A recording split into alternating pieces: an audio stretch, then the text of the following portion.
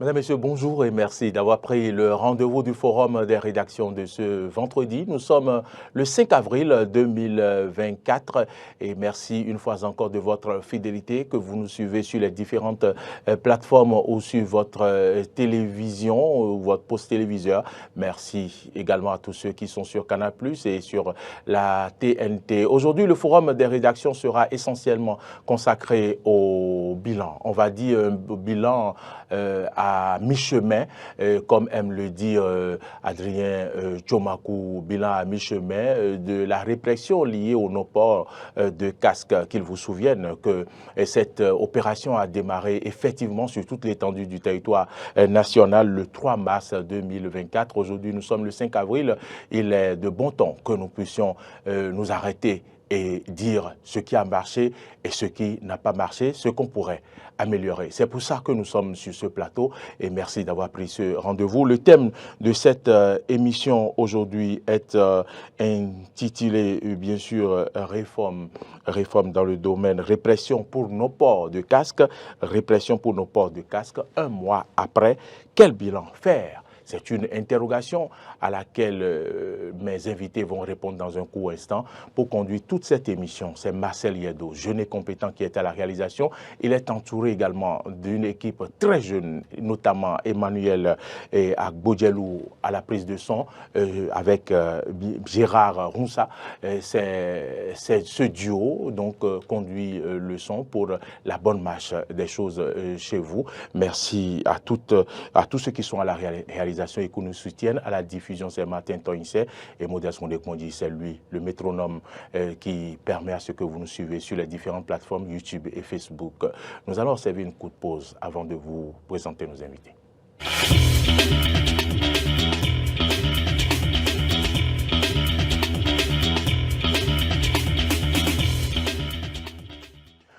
Retour sur ce plateau, mesdames, messieurs, à tout seigneur, tout honneur, nous allons dresser un tapis rouge à notre invité.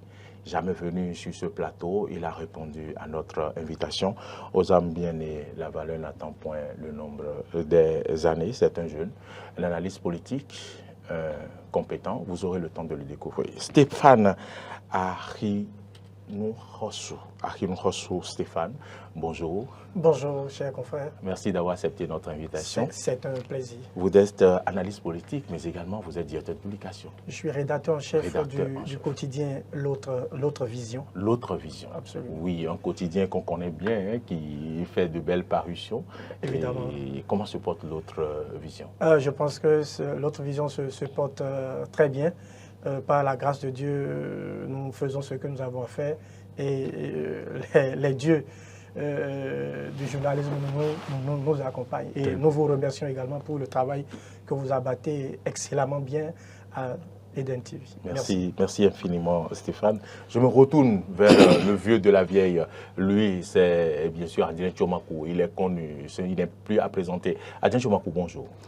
Bonjour Maurice Agua, bonjour à toutes et à tous, chers internautes, chers téléspectatrices, téléspectateurs, bonjour. Vous êtes journaliste, vous êtes analyste politique. Merci d'avoir accepté notre invitation. C'est un plaisir. Chaque fois quand vous allez m'inviter, je répondrai si le calendrier me le permet. En tout cas, vous ne dites jamais non. Et merci pour ce principe acquis. Alors, nous allons donc tout de suite aller dans le vif du sujet. Et déjà, depuis le 3 mars, la police républicaine a déclenché sur toute l'étendue du territoire national la répression contre le non-port de casque. Désormais, c'est les 2 passagers ou 3 passagers, même si ce n'est pas permis, qui doivent donc porter leur casque sur les motos. Il y a donc plusieurs autres règles à respecter pour ne user feu arrière, phare fonctionnel, plein de trucs. Aujourd'hui, qu'est-ce qu'on peut dire en ce qui concerne le bien fondé d'une telle réforme pour les Béninois, quand on sait que pour la plupart, chaque Béninois a une moto et circule sur nos voies et prend d'énormes risques? Qu'est-ce qu'on peut dire en matière de bien fondé en ce qui concerne cette réforme initiée par la police républicaine? Je m'adresse à vous, Adrien Tchomakou. Merci Maurice Agua. Avant tout propos, je voudrais rendre un vibrant hommage au directeur général de ce groupe de presse. Je vais parler de son Excellence Tonkla Mabalo, ainsi que le directeur des ressources humaines hein, ces deux personnalités qui ont réussi à mettre sur pied une équipe très jeune, une équipe qui fait la fierté de votre groupe de presse. Et aussi, dire un grand merci au directeur général de la police républicaine qui a réfléchi et a lancé cette opération de port de casque obligatoire à tout passager à moto. En réalité, le bien fondé de cette opération, vous savez, quand on parle de la répression pour non-respect du code de la route, il y a plusieurs infractions. Mais l'infraction phare que la police est en train de réprimer aujourd'hui, c'est bel et bien pour défaut de port de casque. Et nous avons constaté que cette opération est née d'un constat. Le constat selon lequel il y a en réalité assez d'accidents enregistrés sur nos axes routiers. J'ai suivi le porte-parole de la police républicaine qui a avancé des chiffres vraiment qui m'ont fait couler des larmes, où on parle de plusieurs morts. Je ne vais pas revenir sur le nombre exact de ce chiffre qu'il a eu à avancer, mais moi je vais juste parler de plusieurs morts. C'est-à-dire les morts sont enregistrés sur nos axes routiers depuis plusieurs années, depuis plusieurs mois, et il faille quand même trouver une solution pour pouvoir arrêter la saignée.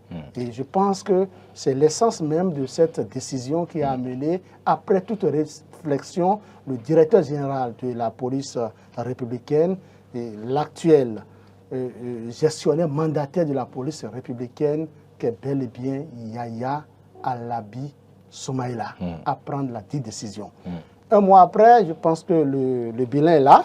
Le bilan est là et tout le monde voit de près ce qui se passe. Le bilan que moi je peux qualifier d'assez bien, mais imbibé du sang humain. Je parle on va y revenir. On va revenir sur le bilan. N'allons pas trop vite en besoin. Pour le moment, nous parlons donc des bien fondés de cette réforme et je pense que vous en avez évoqué. Je vais me tourner maintenant vers mon confrère Stéphane. Stéphane, oui, réforme, oui, bien fondée en matière du port de casque exigé aux passagers sur les motos, aux conducteurs dans la ville de Cotonou, mais déjà sur toute l'étendue du territoire national. Qu'est-ce qu'on peut retenir comme positif dans cette réforme? Merci Mauril pour cette question. Je vais m'inscrire dans la même dynamique que Adrien a commencé par dire qu'il faut remercier le directeur général de la police républicaine, Soumaïla, pour le travail quand même énormissime qu'il abat à la tête de cette police républicaine. Et je pense que cette répression pour défaut de port de casque s'inscrit dans la droite ligne de sa dynamique à améliorer la sécurité des populations béninoise. Et en termes de bien fondé, on peut déjà l'inscrire sur deux volets. Il y aura un troisième volet qui paraît transversal aux autres. Le premier volet, Adrien l'a évoqué tout à l'heure, c'est la sécurité. Le bien fondé de cette réforme, c'est la sécurité des populations. Vous savez que les Béninois ont cette tendance à trouver les moyens ou les mécanismes pour ne pas se conformer aux dispositions. Et donc, pour les obliger, n'est-ce pas, donc, à respecter les dispositions, la police républicaine a trouvé utile que pour leur propre sécurité, il faut passer à la répression. Adrien a parlé des chiffres, et quand on évoque les chiffres, c'est quand même assez effarant. C'est ahurissant. C'est ahurissant. Donc, on ne peut pas laisser la situation perdurer. On peut dire pourquoi ne pas sensibiliser, passer directement à la phase de répression. Je pense qu'il y a eu des sensibilisations sur des sensibilisations des années durant. Le Centre national de sécurité routière a fait des sensibilisations.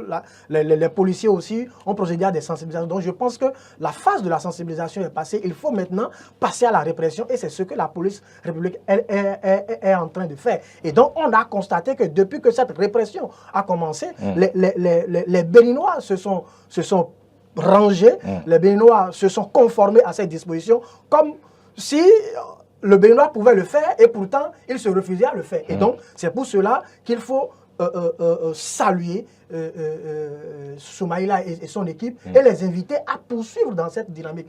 Qu'ils ne lâchent pas, l'affaire. Parce que dès qu'ils vont lâcher, cette habitude-là va encore reprendre, cette mauvaise habitude qui consiste à ne pas porter ces casques sur les axes routiers, va encore reprendre de plus belle. Deuxième bien fondé, je pense que c'est quand même du respect de la loi, puisque ce qui est en train d'être appliqué, ce n'est pas une fabrication de Soumaïla, cela répond à une disposition, à un décret qui existait bien avant. Et donc, c'est le bien fondé, c'est le respect des dispositions légales en vigueur dans notre pays. Ça, c'est le bien fondé. Ensuite, je peux dire que l'autre bien fondé, c'est que quand quelqu'un qui ne veut pas se soumettre à ce qui se fait, quand on le prend, la police le prend dans ses mailles, on l'amène quand même à payer quelques redevances. Et je pense que ça, c'est quand même un bien fondé qui va quand même renflouer les caisses de l'État. Et donc, en termes de bien fondé,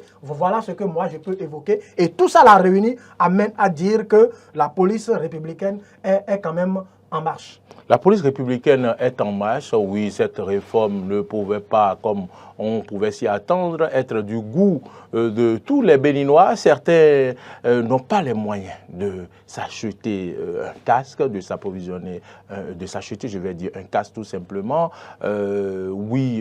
D'autres disent souvent qu'ils ont mal à la tête, ils ne mettent pas de casque. Et certains ont même leur moto et mettent les casques, portent leur casque à leur moto, en quelque sorte. Et puis, aujourd'hui, où la police a pris les choses en main, je pense quand même que ce soit ceux qui ont mal à la tête, ceux qui ne portent pas de casque, tout le monde s'est rangé. Adrien Tchomakou, il faut reconnaître quand même que les difficultés existent et qu'il y a des Béninois qui ne peuvent pas s'offrir un casque. Aurélien Lagua, avant d'aborder votre préoccupation, je voudrais encore évoquer quelques biens fondés de l'opération. Oui. D'autant plus que vous savez, quand vous êtes un passager, si vous n'êtes pas au guidon et que c'est vous qu'on a mis derrière, le risque d'accident est plus énorme pour vous. Autrement dit, celui qui a le guidon en main, lui, il voit plus le danger que celui qui est derrière. Et quand il voit plus le danger que celui qui est derrière, il peut fleurer c'est-à-dire, il peut peut-être s'en tirer à bon compte. Et c'est vous qui êtes derrière, il peut même sauter de sa moto. Et vous livrez à la mort. À la mort. Et quand vous avez votre casque qui est bien fermé, vous avez mis correctement la ceinture de votre casque, vous n'aurez pas de traumatisme crânien. C'est à échapper. En tout cas, s'il s'agit d'un casque homologué, un casque qui respecte aux normes, je pense que vous allez éviter tout au moins le traumatisme crânien. Éviter aussi beaucoup d'autres chocs. Aussi, ce qu'il faut dire, avant de répondre toujours à votre question, quand vous portez un casque, que le casque soit homologué ou pas, je pense que vous inhalez moins de déchets. Si je peux m'exprimer ainsi, oui, si vous baissez bien si sûr vous baissez la visière ou bien comment ils appellent ça. C'est-à-dire, vous inhalez moins de déchets. Et comme ça, vous vous protégez contre des maladies au niveau de vos narines, les yeux, tout. Donc, c'est pour vous dire qu'il y a assez d'avantages dans le port de casque en circulation. Autrement dit, la police républicaine protège les Béninois contre leur volonté. La police républicaine a trouvé la bonne décision, la bonne initiative de protéger le peuple béninois contre son gré. C'est de ça qu'il est question. Parce qu'ils sont très nombreux, ces Béninois, ceux qui sont en moto ou des passagers, des gens qu'on met derrière la moto, qui ne veulent pas protéger, qui ne veulent pas porter le casque, qui ne veulent pas du tout agir.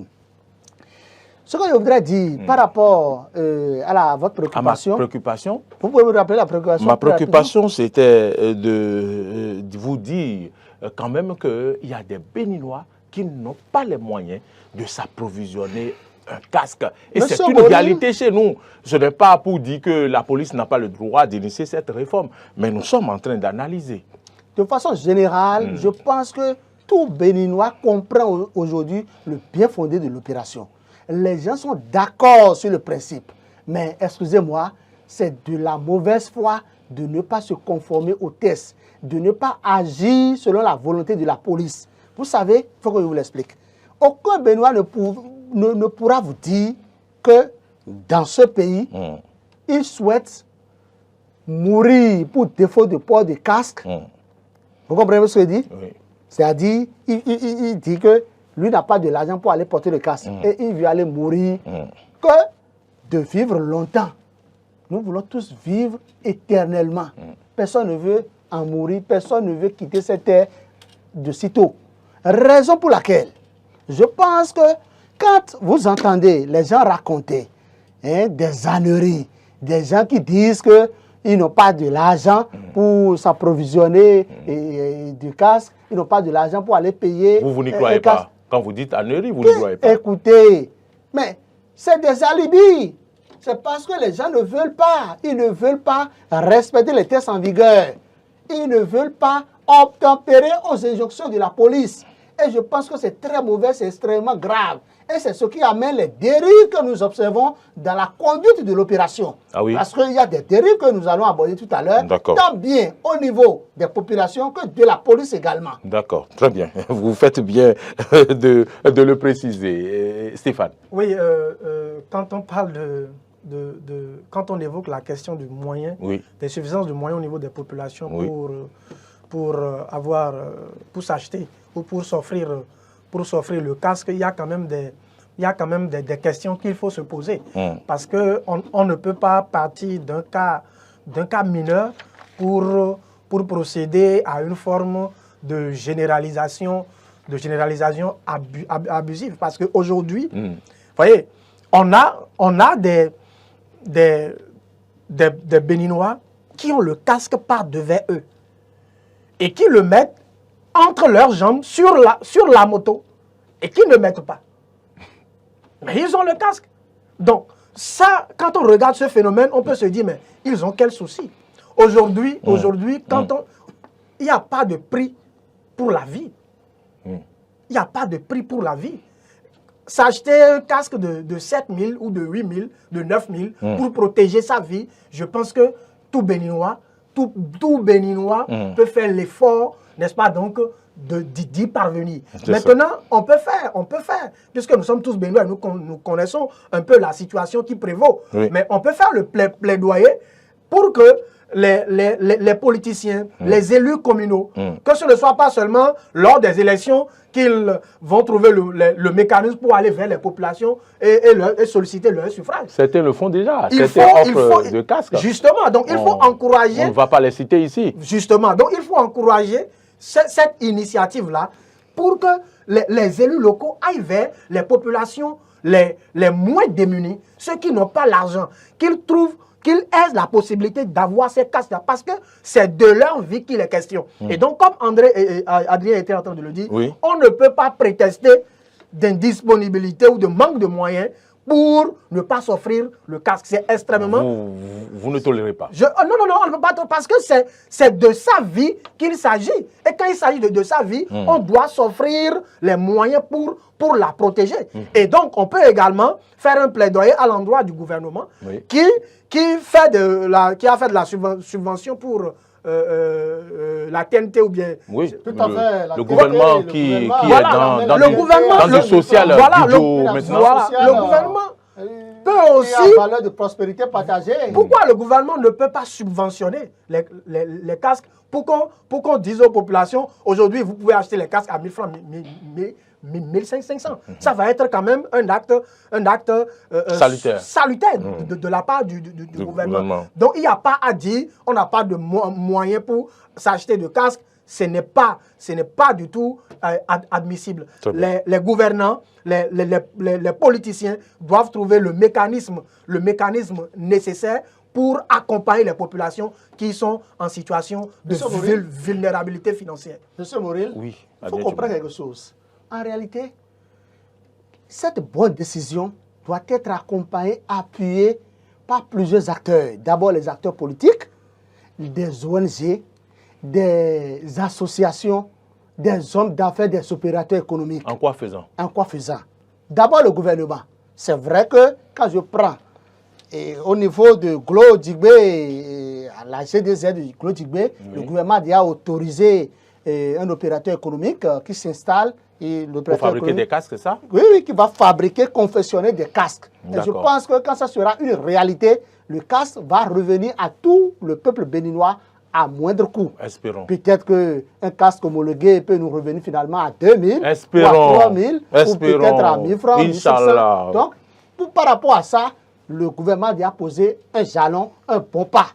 Premier point. Second point, c'est que le gouvernement doit d'une manière ou d'une autre, dans sa politique de prospérité partagée, accompagner autrement le peuple béninois dans l'attribution. Est-ce que le gouvernement à place a dit qu'il est dans une politique de prospérité partagée?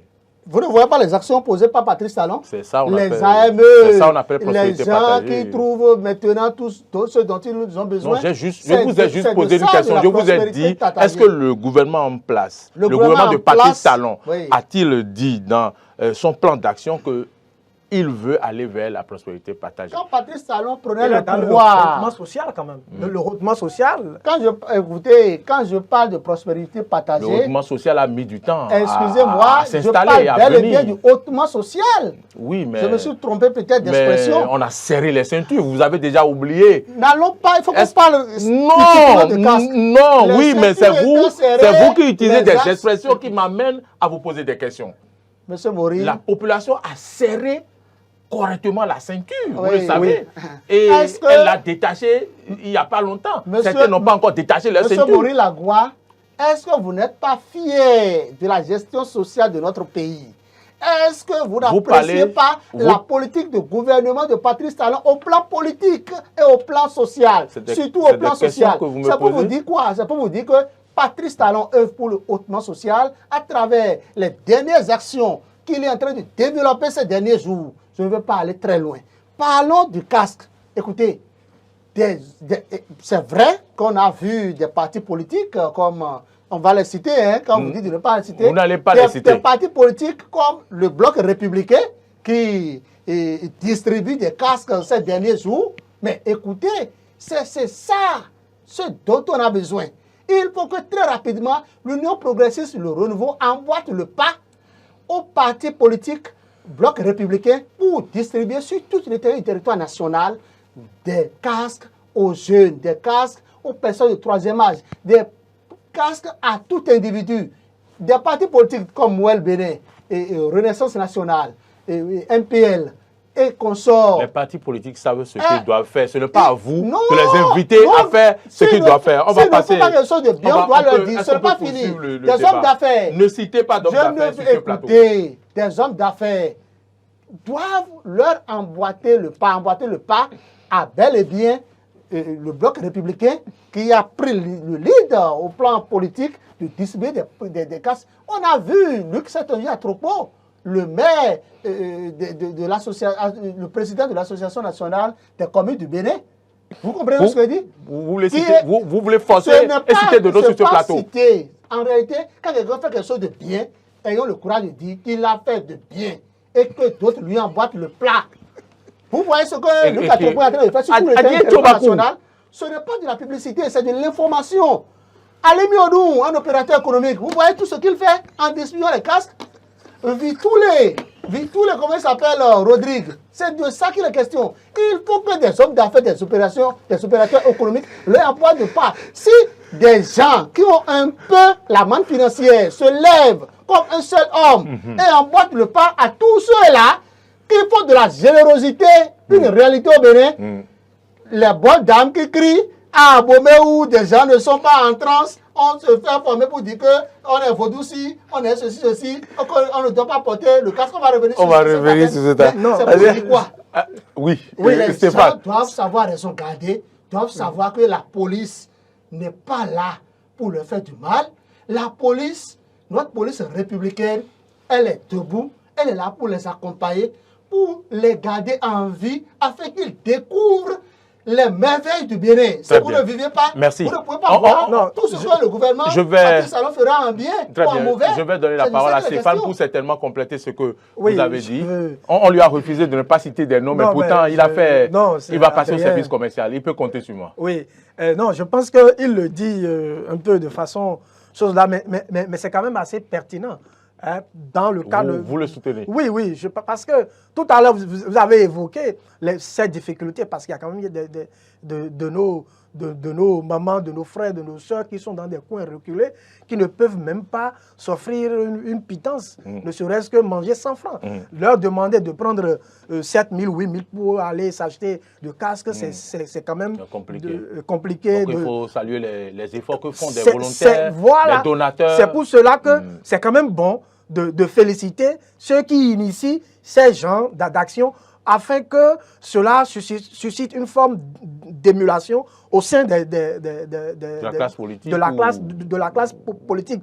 Parce que s'il y a un opérateur économique qui n'a rien, qui n'a pas de visée politique, qui arrive à sortir des millions de sa poche pour poser un tel acte social, je pense que ces hommes politiques qui vont négocier les suffrages ont le devoir, ont l'obligation morale et même politique d'aller sortir des millions pour acheter des casques et aller distribuer au fin fond Est-ce que des les villages. démocrates ont déjà fait l'opération? Les démocrates vont le faire. Le Blanc République l'a fait, Adrien l'a souligné. L'UP, le renouveau doit le faire, les démocrates, les autres partis aussi, tous les autres partis politiques. Le président Jacques Ayagi nous suit. Voilà, il sait désormais ce que vous l'invitez à faire. Parce qu'on ne peut pas si les livrer la acteurs politiques population ont à elle-même comme ça. s'ils ont peur de poser directement ces actions, Ils peuvent vous contacter. Ils peuvent se rabattre sur des ONG. ONG. Ah oui, c'est de ça qu'il est question. C'est ça. Foyer d'amour ONG, par exemple, dont je suis le président et preneur. D'accord. Ce que je voudrais aussi souligner, il faut qu'on évolue dans le débat. Bon. Si vous me permettez, tout ce que vous voulez souligner, vous allez souligner un peu plus loin. D'accord. Alors, à présent, vous avez suivi un peu comment l'opération a été conduite pendant un mois. Une opération menée par la police républicaine. On a vu des citoyens s'opposer aux décisions de la police, mais on a vu aussi des policiers monter sur la voie publique et qui ont décidé d'arrêter une moto qui circulait à vive allure. Les conséquences ont été fatales. Mais aussi, comme haute dérive, des policiers ont demandé à des gens d'aller porter des casques à une personne morte qu'on transportait. Donc, tout ça, c'est des dérives. Comment l'opération a été menée? Qu'est-ce que vous avez à dire par rapport à la façon dont cette opération a été conduite durant un mois directement? Monsieur Maurice, je voudrais d'abord souligner que vous êtes un grand journaliste, un grand professionnel des médias du Bénin. Et je suis conscient de ce que... Merci pour les compliments. Non, c'est des vérités. Chaque jour, nous travaillons à être meilleurs. On n'est pas encore grand, on n'est pas encore meilleur. On y travaille. Vous savez, le rôle du journaliste que nous connaissons, c'est que nous ne prenons pas les informations qui sont sur les réseaux sociaux, le WhatsApp et qu'on sort là, comme des informations pertinentes, comme... on ne se base pas sur ces informations pour travailler. Ce ne sont pas des vérités absolues. Oui, je suis d'accord. Des gens ont dit que la police a exigé à ce qu'on porte un casque à un corps. Vous comprenez ce que je dis? Oui. Les gens ont dit ça, c'est circulé sur les réseaux sociaux, on dit que c'est au nord du Bénin, que c'est Andali, c'est faux. Aucun policier n'a exigé à ce que celui qui transporte un corps porte de casque à un corps. Mais vous avez suivi la vidéo? J'ai suivi la vidéo. Ça veut dire que cet individu, on doit le rechercher. Écoutez, et le sanctionner. Ça là, c'est même trop dit. Actuellement, vous avez vu un peu ce qui s'est passé à Boycon? Celui qui a pris son téléphone, qui a filmé, qui a fait des... Vous savez que pour cette opération-là, il y a des gens qui sont déjà en prison? Non. À la prison d'Abomey. Informez-nous. Et d'Abomey. Qu'est-ce qu'ils ont fait? C'est de quelle opération parlez-vous? Il y a eu à Boycon et à Abomey 3 à 4 opérations qui ont failli ébranler ces deux communes. Soyez succinct. Mais je vous avoue que le commissaire central de Boycon, par exemple, à la personne de... C'est bien M. Adibi. Écoutez. Le contrôleur général. Non, non, il est commissaire-major. Major, d'accord. Commissaire-major à Djibi, il a réussi à gérer cette opération avec tact. Qu'est-ce qui s'est passé? Un monsieur qui a bien porté son casque, qui a remorqué une dame qui est adepte d'un culte vaudou. Ce qu'on appelle vaudou aussi. Et c'est en venant au carrefour Moukas de Boyko, le carrefour central, que tout le monde connaît. Elle n'a pas mis de casque. La dame n'a pas mis de casque, Ok. mais celui qui l'a remorqué a mis de casque. Et c'est arrivé là qu'ils ont été interpellés. Ok. Puisque l'opération, c'est surtout pour ceux ou celles qu'on remorque derrière. Ok. Écoutez, le policier, le jeune policier a bien fait son travail. Jusque-là. Mais Jusque-là. jusque-là, il les a conduits au commissariat. Et c'est d'abord la dame qui se dit qu'elle est Adepte de vaudou. Elle tempêtait, elle criait. C'est quand on l'a amenée au commissariat, ou du moins, c'est la moto qui a été ramenée au commissariat. D'accord. Donc, ils se sont tous déplacés. Ils ont suivi la moto. Ils ont suivi la moto pour aller au commissariat. Arrivé au commissariat, qu'est-ce qui Arrivé s'est au passé? commissariat maintenant, la dame a crié pour dire que son fétiche est venu, elle est rentrée en transe. Et on ne sait pas comment ça s'est passé. Les émeutes ont commencé par effectuer des coups de fil et d'autres adeptes sont venus plein, remplir le commissariat. Et ils étaient en transe. Quand les adeptes rentrent au commissariat, ces adeptes rentrent automatiquement en transe. Ah, mais qu'est-ce qui se passe? Et c'est quand les gens rentrent au commissariat qui rentrent en transe. Il y a plusieurs questions qu'on peut se poser. Qu'est-ce que le commissaire fait? En tant que grand flic, il s'est levé, il a demandé à ce qu'on ferme le portail, très rapidement. Et les êmes qui se sont révoltés, rebellés. mais il y en a même, c'était ces êmes qui crient, qui disent que bon, on est en train de frapper, de tabasser les adeptes de tel culte vaudou. Le commissaire a demandé à ce que ces êmes soient dégagés. Et c'est à pas de charge que ces êmes ont été dégagés. Premier point. Aucun adepte n'a été tabassé. Il aurait fallu que le commissaire, parce que quand vous êtes commissaire, vous devez avoir un agenda très solide. Le commissaire très rapidement fait appel aux responsables des adeptes. Les adeptes de vaudou. De vaudou qui sont venus. Ils ont vu la situation. Et c'est là les chefs. Le patron des adeptes. Le patron même a dit non, que ces adeptes-là font de la pagaille. N'ont pas raison. Pagaille de la République. Il a expliqué correctement qu'en réalité, si l'adepte était déjà en transe et était en moto, là, l'adepte ne peut pas porter de casque.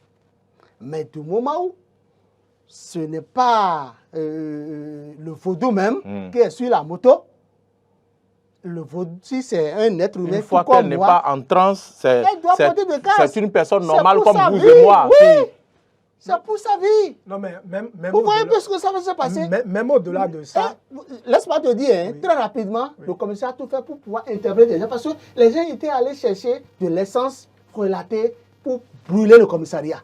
Mais il aura fallu du tact pour pouvoir gérer, contenir tout ce monde et interpeller les meneurs. Donc, même en tant qu'adepte du vaudou, on doit mettre son casque. C'est quand on est en transe qu'on ne se possède plus et on pourrait comprendre. Quand même si vous êtes beaucoup, non, même si vous êtes prêtre de Péto, de Kao, Péto V, ou bien même si n'importe quel fétiche, si vous n'êtes pas en transe, vous voulez sortir, vous prenez votre casque. D'abord, quand vous dites tête couronnée, si vous attachez votre foulard blanc, il faut maintenant mettre le casque sur le foulard blanc et vous êtes plus beau, plus joli. Vous comprenez? Et vous baguez à votre occupation. Mais là, ce n'est plus tête couronnée, c'est tête casquée. Non. Tête couronnée, là, c'est dans le tibia, c'est dedans. Ce n'est pas... Il ne faut pas induire les enfants dans l'erreur. Hein. Le tibia n'est pas ici. Hein. Le tibia est ici, mais le vrai tibia, c'est là. Bon, très bien. Alors vous voulez compléter? Oui, je veux dire que... Il a évoqué un cas que les gens ont estimé comme dérive et tout ça. C'est vrai que dans la mise en œuvre de cette réforme... il y a eu des dérapages. On doit l'avouer. Il y a eu des dérapages. Mais avant d'en venir au dérapage, je voudrais mettre un accent particulier sur un fait qui a été évoqué par Adrien tout à l'heure. C'était quoi? Nous sommes dans un état de droit. Nous sommes dans un état de droit. Nous ne sommes pas dans un état voyous. Nous ne sommes pas dans la cour du roi Pétou. Qu'est-ce que vous voulez dire? Nous sommes dans un État laïque. Et quand il y a une loi, la loi s'impose à tout le monde. Il revient à chacun de discipliner sa troupe. Tu es Vodouci, tu es Rounogan, tu es Rouno, tu es monseigneur, tu es prêtre, tu es pasteur, tu es archibishop. Ça là, tu es président de la République, tu montes sur Zémidjan, comme Yahi avait fait, comme le président Yahi l'avait fait à Kadiani. Si aujourd'hui, le président de la République prend un zém, il se met sur un zém, il met son casque. Il met son casque. On lui applique la règle. Si vous êtes en train, si vous êtes vaudouci et que votre vaudou sort et que vous êtes en transe, prenez un taxi. Prenez un taxi. Ne créez pas de problème inutile aux forces de l'ordre qui sont là pour réguler la circulation, qui sont là pour sécuriser la population. Ça, c'est de l'affront. Et je pense que le cas qui a été évoqué là, le commissaire a été suffisamment gentil, suffisamment généreux, suffisamment respectueux de notre tradition. Sinon, il aurait pu procéder autrement, il aurait tout à fait raison de le faire. On n'est pas dans un état de voyou. Il a été humain. Vous prenez un vaudouci sur votre moto, vous lui faites porter un casque. Ou bien, vous lui prenez un taxi, vous le mettez dans un véhicule. C'est un cas totalement inadmissible. Inadmissible qui n'est même pas à soutenir. Oui. Maintenant, je veux juste dire que au même moment, il y a quand même des cas d'excès de zèle qu'on pourrait quand même dénoncer. Parce que quand vous supprenez, quand la police républicaine surprend un motocycliste, et quand il le surprend, il peut l'arrêter dans un feu. Mais quand on est dans le feu de l'action où le gars est en train de rouler à vive allure, et que il remarque que le gars n'a pas porté son casque, et que vous venez vous interposer, vous-même vous mettez, le policier lui-même, il met sa propre vie en danger et il met la vie de deux autres en danger. Est-ce qu'ils ont brisé la jambe à quelqu'un, à un commissaire? C'est le commissaire, c'est au niveau du Koufo. Mais peut-être que ça ne s'est pas passé comme ça. Non, ça s'est passé. Non. Puisque la moto est toujours gardée au commissariat, celui qui a posé l'acte a pris ses jambes beaucoup. Peut-être que c'est un attentat. Peut-être que c'est un attentat. Non, ce n'est pas un attentat. Je ne dis pas que le commissaire est fautif. C'est dans l'allure, puisque le monsieur étant fugitif, il veut passer par tous les moyens pour partir et il a broyé. Il a broyé du moins le pied du commissaire, malheureusement, qui suit toujours des soins. Est-ce que vous avez pris les nouvelles du commissaire? Comment va-t-il? Non, ça va. Il est hors d'état de nuit, il est hors de danger. Seulement que les séquelles sont là et que il faille travailler pendant des mois pour qu'ils puissent se retrouver. C'est pour cela que... Vous avez vu, tout même, vous avez vu ce qui s'est passé à Porte-Novo? À Djoron, vous voulez dire? Non, à Djoron, ça c'est même très récent. Quand on a démarré l'opération, une semaine après, on a vu quelqu'un qui roulait aussi à vive allure, qui a percuté un jeune policier comme ça. C'est une vidéo, non? Dans une vidéo? Non, ça là c'est réel. Hein. Tout comme je vous dis là, il y a des constats du ciel, les constats surtout. Donc vous pouvez aller prendre... Et le policier, il est vivant? Il est vivant. Donc jusqu'à présent, il n'y a pas eu de mort. Le rang des... Ni dans le rang des policiers, ni dans le rang de la population. Le cas néanmoins, le plus alarmant... C'est un cas de figure que la police républicaine doit encore étudier, réévaluer pour voir si, lorsque vous n'êtes pas en mesure d'intercepter directement quelqu'un qui est à une certaine vitesse, est-ce qu'il n'est pas mieux de relever son numéro, de le laisser partir et de faire des recherches pour l'interpeller un peu plus tard que de créer ces cas qui ne sont pas toujours de nature à sécuriser la vie aussi bien du policier que de tout ça. Ça là, la police républicaine doit réévaluer ça. Ou bien vous voyez que vous interpellez la personne qui veut trouver le mécanisme pour vous échapper. Il y a des policiers qui se jettent sur la personne et qui commencent... Moi, je pense que c'est vrai qu'il faut sensibiliser la population pour leur dire quand un policier vous arrête, arrêtez-vous. Arrêtez-vous. Même si vous êtes en infraction, arrêtez-vous. C'est un humain. C'est un humain comme vous. Arrêtez-vous, échangez, il vous donnera la procédure à suivre et vous allez rentrer dans vos droits. Mais s'il n'y a pas cet échange-là entre le policier et le conducteur, je pense qu'il y aura toujours des cas d'accident, des cas d'altercation qui ne sont pas vraiment de nature à honorer. C'est cette opération qui est quand même à saluer. Je rappelle que nous sommes sur les dérives. Hein. Nous parlons des dérives. On va aborder rapidement les propositions. Oui, je voulais souligner un dernier élément. C'est que quand on dit, par exemple, casque débrayé ou bien quand vous ne le mettez pas... Ah, ils arrêtent pour ça aussi. Oui, ils arrêtent pour ça. Moi, je veux dire, on dit police républicaine, la res publica, la chose publique. Yes. La police est là pour la population. Moi, je pense qu'en des moments donnés, ce n'est pas seulement par la force qu'il faut régler les choses. Il faut aussi que il n'y a pas de rigidité sans souplesse. Il faut que par moment, ces policiers qu'on envoie sur nos axes routiers soient plus ou moins souples. Quand vous voyez, par exemple, que le monsieur a porté son casque, voyez-vous, mais il n'a pas bien serré son truc là. Arrêtez-le, dites-lui, cher ami, ce n'est pas bien, mais ça, c'est pour ta sécurité. Ça aussi, ça peut toucher la conscience de l'individu. Mais quand on le fait et puis on dit, bon, prenez-le, verbalisez, on a parfois comme l'impression que le rôle de la police, dans ce cas, ce n'est plus de sécuriser, mais de faire payer à la population de l'argent. Voyez-vous, je pense que ça... De renflouer les caisses de l'État. Oh, le rôle de la police, n'est pas ça. Ce n'est pas ça. Il y a les impôts, il y a la douane pour ça, pour renflouer les caisses de l'État. Donc, il faut aussi que la police républicaine essaie de revoir, n'est-ce pas, donc, cette manière de Bory Lagua, merci. Merci beaucoup. Bory Lagua, il faut dire qu'il y a effectivement quelques excès de zèle de la part de nos jeunes policiers. Allez-y vite, des policiers quelques secondes pour qu'on puisse aborder les propositions. Qui ne sont pas totalement correctement bien expérimentés.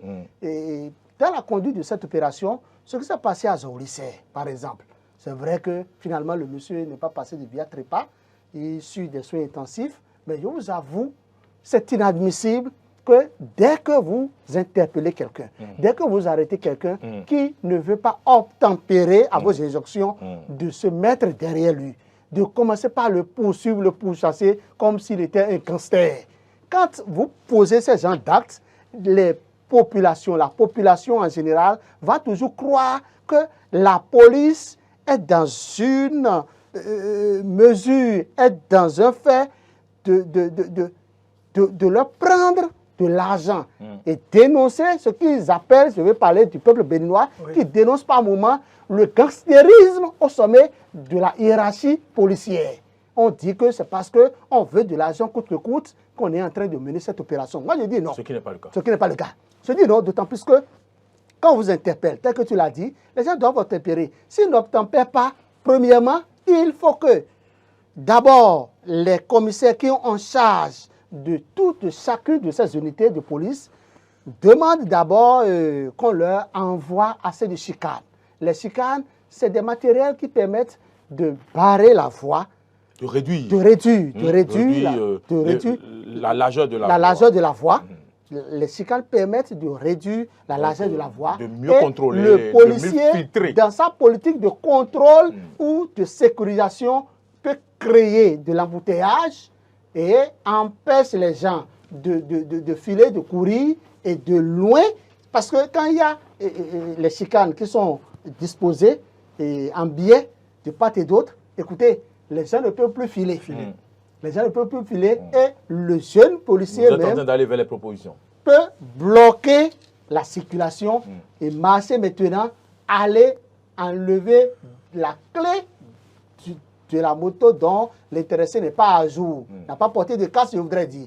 Donc je pense que la politique de répression qui était partie pour une répression douce, parce qu'en réalité, la police n'est pas dans la logique de percevoir des contraventions. Non, c'est pour sensibiliser les gens, c'est pour amener les gens à porter le casque, c'est pour amener les passagers, ceux qui sont derrière, à porter les casques, à éviter les accidents de circulation, à éviter de nombreuses blessures. Mais je pense qu'en l'état, la police, par moment, est en train de gaffer la bonne œuvre qu'elle a entamée. Et c'est en cela que j'invite les autres chefs d'unité à prendre l'exemple de ce qui se passe de Cotonou, écoutez, hein, de Cotonou jusqu'à Alada, à Ouegbo, je veux dire. Écoutez, le commissaire de Ouegbo, monsieur... Ouegbo?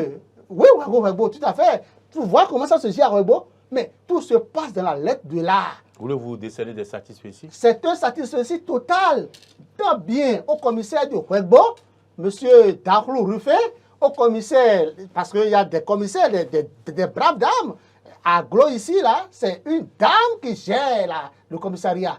À Alada, c'est une dame qui gère le commissariat. Tout se passe correctement, sans anicroche. Vous n'allez pas entendre. Moi, je dis, quand vous interpellez quelqu'un, et l'intéressé ne s'arrête pas, ne cherchez pas à le poursuivre. Laissez-le. Il va tomber dans un autre... dans les mains d'autres policiers. Ça, c'est clair. À moins que l'intéressé se mette à jour, à moins que l'intéressé porte de casse. Vous voyez ce qui se passe ici à Kassato? Mais c'est ça la valeur d'un grand homme policier. Le policier Toronto, vous voyez comment il gère. Là, vous avez commencé les Atalakoum. Non, qu'est-ce que vous avez dit à Atalakoum? Allez voir M. Assouman au commissariat central d'Aboumé Calavi, le commissaire-major d'Aboumé Calavi. Mais c'est de ça qu'il est question. Participer à Godomé. Vous savez, est-ce que quand vous prenez de Cotonou jusqu'à Ouegbo, est-ce qu'il y a une situation? Non. Quel message avez-vous à adresser? Attendez que je vous pose la question. Quel message avez-vous à adresser aux policiers afin que quand même les cas de zèle qu'on a observés, les cas d'accrochage, le malentendu qu'on a observé soient revus puisque la répression continue? La répression continue et en guise de votre mot de fin. En l'état, je peux décerner, comme je l'ai dit au début, une mention assez bien, mais imbibée de sang à cette opération parce qu'il y a eu plusieurs blessés, tant bien au niveau de la police que de la population. Ce qui est extrêmement grave, c'est à croire que l'opération n'est pas bien mûrie. Or, cette opération est bien mûrie. D'abord, il faut que le directeur général de la police républicaine dote les unités de police des chicanes. Il faut que le directeur général ne cesse d'appeler les directeurs départementaux pour des institutions afférentes. Que les commissaires en charge de chaque unité ne cessent de rappeler à l'ordre les jeunes policiers surtout, les jeunes policiers qui n'ont pas encore capitalisé d'expérience, qui pensent que non, il faut coûte que coûte interpeller l'intéressé, il faut le poursuivre contre tout, ce n'est pas bien. Et que la population, ça c'est raison gardée. Quand vous interpellez, arrêtez. Parce que c'est des hommes qui vous interpellent. Les policiers sont des êtres humains comme vous. Ce sont vos frères, ce sont vos petits et grands frères. Merci, Adrien. Quand on vous interpelle, dites-vous que vous avez commis une infraction, même si vous ne l'avez pas commis, et soyez prêts à donner des preuves pour vous justifier. Merci. C'est ça qui est la question. Merci, Adrien. Le Bénin, c'est nous tous, pour nous tous, et nous devons la construire. On doit bien construire notre pays. Merci d'être venu sur ce plateau. Merci d'être venu apporter votre grain de sel à ce débat, à ce sujet d'actualité. Je vous reviens dans un instant pour la conclusion. Oui, pour emboîter le pas, Adrien, je vais juste dire qu'en termes de proposition, la première chose, il faut que la police républicaine assouplisse un peu la mise en œuvre de cette répression. Que les excès de zèle qu'on a observés par endroits, n'est-ce pas, donc connaissent quand même un peu d'accalmie et que les policiers républicains sachent qu'ils sont là pour la population. C'est vrai, c'est pour leur sécurité, mais ils doivent mener cette opération de répression avec un peu plus de souplesse pour qu'il n'y ait pas de dérapage, pour qu'il n'y ait pas à déplorer de pertes en vies humaines. Et s'il faut, comme Adrien l'a dit, s'il faut mettre au niveau de ces unités-là des matériels qui vont leur permettre de mieux faire la répression, il faut que la hiérarchie policière puisse penser à cela. Et à l'endroit des populations, je pense que quand il y a une opération qui est menée, c'est toujours pour leur bien, que chaque population, que ceux qui veulent prendre des motos pour sortir, qu'ils aient leur casque, que ceux qui veulent prendre derrière eux prennent aussi leur casque pour qu'il n'y ait plus de conflits sur nos routes. Toutefois, il faut quand même, comme Adrien l'a dit, il faut remercier ces commissaires qui quand même mènent cette opération-là avec brio. Les autres doivent leur emboîter le pas, ou bien quand ils vont se le voir, qu'ils leur demandent comment ça se passe chez eux pour qu'il n'y ait pas des cas à déplorer. Très bien. Merci à vous, Stéphane. Oui, merci à Stéphane Arkinou Khossou. C'est bien ça, Arkinou Khossou. Arkinou Khossou. Oui. Arkinou Khossou. Oui. Toujours dans la politique de lutter contre l'insécurité en général et aussi le port obligatoire de casque en particulier, j'ai constaté que le gouvernement béninois est en train, à Cotonou plus précisément, de placer des caméras de surveillance. Et ça va réduire assez de problèmes. Écoutez, on ne va plus nous dire que c'est parce que le policier est en train de pourchasser quelqu'un qu'il est allé tomber dans un fleuve. On verra à travers la caméra. Écoutez, avec la caméra, tout sera maintenant réglé, tiré au clair. Très bien. Donc je pense que le gouvernement a félicité. Patrice Talon, tu gères bien le pays, même si au plan politique, il y a beaucoup à dire. Je pense que vous êtes à féliciter et bravo. Sur le plan politique, il y a beaucoup à dire. Il y a beaucoup à dire au plan politique. Et c'est à vous de le dire. Écoutez, je suis analyste politique. D'accord. Ce qu'il faut aussi dire... Un mot, c'est ça, merci. Adrien Tchomakou, c'est fini. C'est fini. Un mot sur la caméra. Oui. Adrien Tchomakou, on va vous couper le micro. On va vous couper votre micro. C'est toujours par rapport à un mot sur la caméra. Oui. Déclenche cette opération. Je pense que... Patrice Talon sait qu'il est partant. Il n'a rien à gagner. Sinon, un acteur politique, tu peux venir rapidement. S'il vous plaît, Adrien Tchomakou, c'est moi, j'ai la police des débats.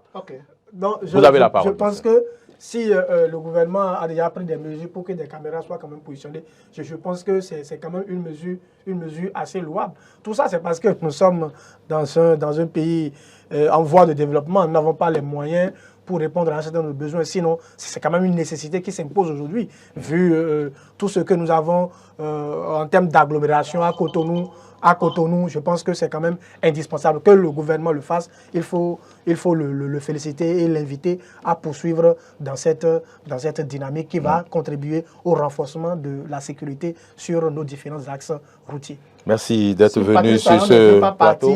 En 2026, il ne peut jamais déclarer cette opération. C'est très important. Et je pense que Patrice Talon vient une fois encore de démontrer au peuple béninois qu'il n'est pas dans une politique d'un troisième mandat, qu'il est parti effectivement en 2023. Je pense qu'il a voulu ajouter une autre politique. Très bien. Écoutez, alors que nous ne menons pas un débat politique.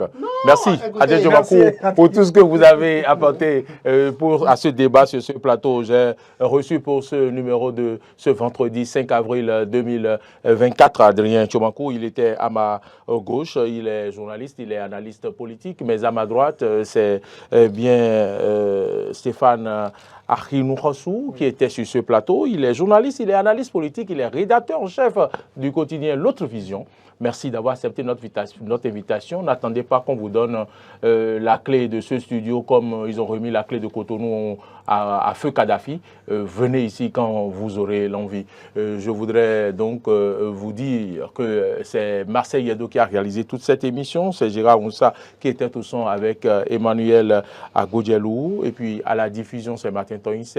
Et c'est grâce à Modeste Mondekondi que vous nous suivez sur les différentes plateformes YouTube, Facebook et sur notre site internet www.benet-eden.tv. Vous pouvez télécharger notre application. C'est dans Play Store ou Web Store et c'est Eden TV Diaspora FM. Bonne suite de nos programmes. Portez-vous bien d'ici à là et à bientôt.